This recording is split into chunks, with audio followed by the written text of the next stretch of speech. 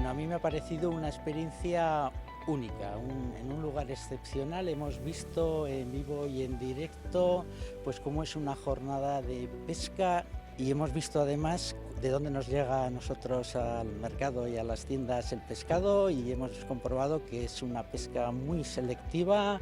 Y bueno, ha sido un día entre amigos, porque la verdad es que ha sido, pues nos lo hemos pasado de maravilla.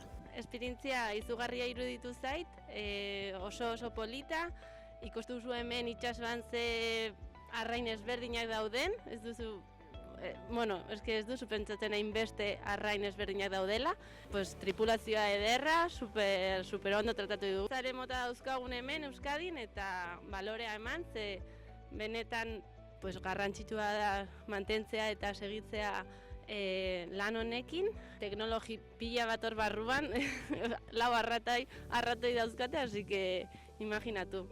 Oso ondo, errepikatzeko eta animatzea denoi eitea.